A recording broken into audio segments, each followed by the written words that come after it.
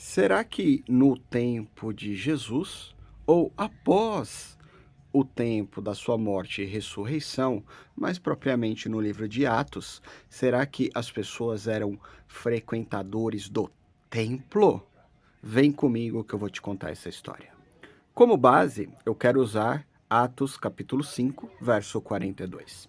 E todos os dias, no templo e de casa em casa, não cessavam de ensinar e de pregar Jesus, o Cristo. Aqui você está vendo um recorte do templo que foi construído por Salomão.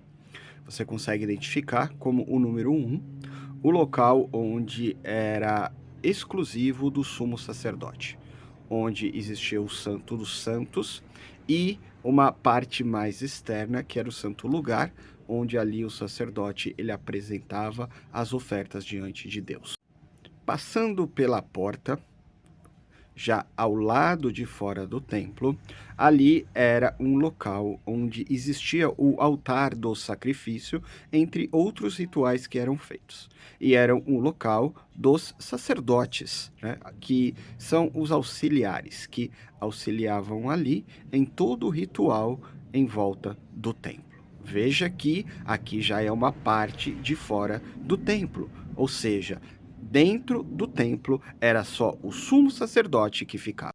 A primeira planta, ela se refere ao primeiro templo.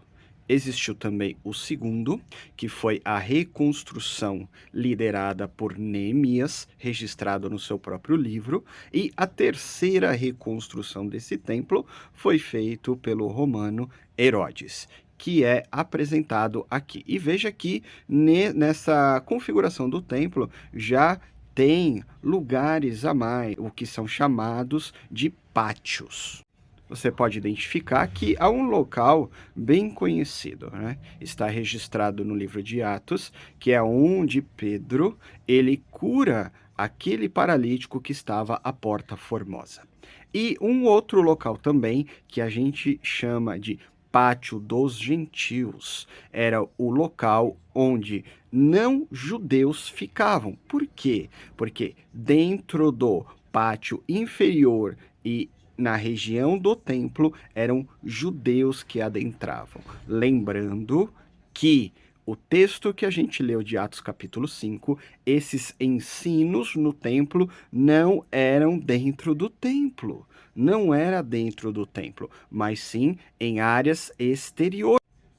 E a nível de curiosidade, eu vou deixar aqui para vocês uma planta que foi mostrada por Deus ao profeta Ezequiel, que está descrito no próprio livro do profeta, a partir do capítulo 40. Dê uma pausa no vídeo e veja que há algumas mudanças na configuração.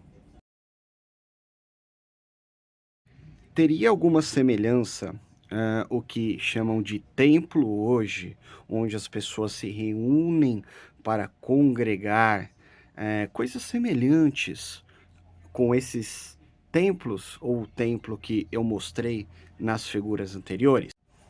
1 Reis, capítulo 6, verso 2 e 3. Ali a gente vê que Davi e o próprio rei Salomão, ele recebeu instruções com medidas para a construção deste templo. E em 1 Crônicas também, no capítulo 28, a gente encontra essas informações e concernente a toda a configuração de como era regido os rituais no templo.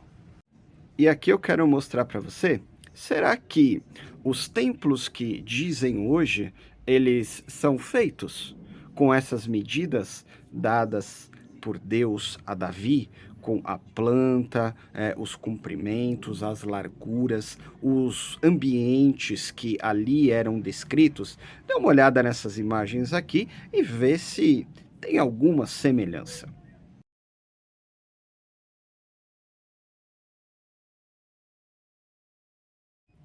Então, dizer que hoje as pessoas frequentam um templo nos moldes bíblicos é meio contraditório.